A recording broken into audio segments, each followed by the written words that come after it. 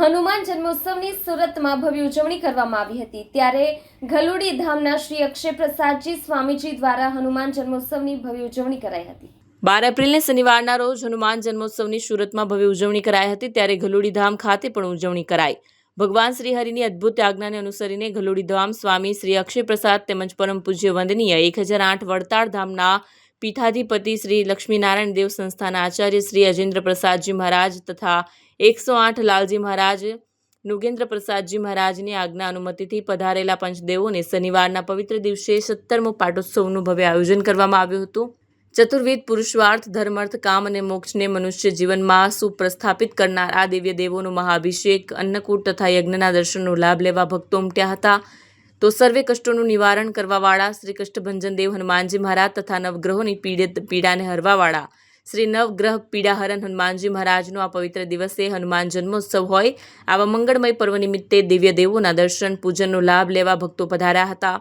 તો ભાવિક ભક્તોને જણાવાયું હતું કે વેદ શાસ્ત્રાનુમતે યજ્ઞ યાગાદિનું અનેરું મહત્વ બતાવ્યું છે। તેમાંય શ્રી હનુમંત મહાયજ્ઞ એટલે આદિ વ્યાધિ અને ઉપાધિ ત્રિવિધ તાપોના સમન દમન માટે સુખ શાંતિ અને સમૃદ્ધિ અર્થે થનારો પરમ કલ્યાણકારી યજ્ઞ, જેમાં રોગ દોષ ગ્રહ પીડા આદિ પરયંત્ર પરતંત્ર પર વિદ્યા છેડીને અનંત દુઃખ દરિદ્રતાને આહુત કરી સ્વમંત્ર સ્વયંત્ર સ્વવિદ્યા પ્રગટ કરવાની તક મળે છે। ગલુડી ધામના આંગણે કળશયાત્રા, નગરયાત્રા, અન્નકૂટ દર્શન તથા આરતી, સર્વ બિરાજિત દેવોનું પૂજન તથા અભિષેક, દેવોનો શણગાર તથા આરતી અને શ્રી હનુમંત યજ્ઞ બાદ આશીર્વચન સભા યોજાઈ હતી।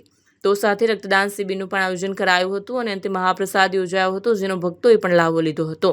આ કાર્યક્રમમાં રાજકીય મહાનુભાવોમાં Surat mayor Shri Daksheshbhai Mevani, ward number 15 corporator Rupaben Pandya, પૂર્વ ધારાસભ્ય વીડી ઝાલાવાડિયા, પ્રવીણભાઈ ઘાઘરી, શિક્ષણ મંત્રી પ્રફુલભાઈ પાનસેરિયા, પક્ષ નેતા શશિકલાબેન ત્રિપાઠી, પૂર્વ ડેપ્યુટી મેયર દિનેશભાઈ જોધાણી, શહેર ઉપાધ્યક્ષ લક્ષ્મણભાઈ કોરાટ, કામરેજ પીઆઈ ચાવડા સાહેબ, ખોડલધામ સેવા સમિતિ અલ્પેશભાઈ કથિરિયા, ધાર્મિકભાઈ માલવિયા, ડેપ્યુટી મેયર નરેન્દ્રભાઈ પાટીલ જેવા અનેક રાજકીય મહાનુભાવો જોડાયા હતા। સાથોસાથ મંદિરના પટાંગણ તારીખ 9 થી 11 સુધી હનુમાન ચાલીસા કથાનું ભવ્ય આયોજન પણ કરવામાં આવ્યું છે।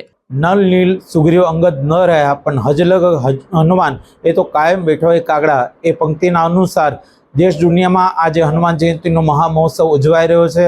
હનુમાન જયંતિના દિવસે લાખો અને કરોડો લોકો હનુમાનજીના દર્શન કરે છે અને ધન્યતાને અનુભવે છે। આજ રોજ દક્ષિણ ગુજરાતમાં મિની સારંગપુર કહેવાતું એવું ગલુડ ધામ આજે ધન્ય બન્યું છે। અનેકવિધ સેવાના પ્રકલ્પો લઈને, જેમ કે બ્લડ ડોનેશન કેમ્પ હોય કે સર્વરોગ નિદાન કેમ્પ હોય, હનુમાન ચાલીસા કથા હોય કે બાળકોની સેવા હોય કે વિધવાની સેવા હોય, આવા અનેક પ્રકલ્પોને લઈને ગલુડી ધામ આજે ધન્યતા અનુભવે છે।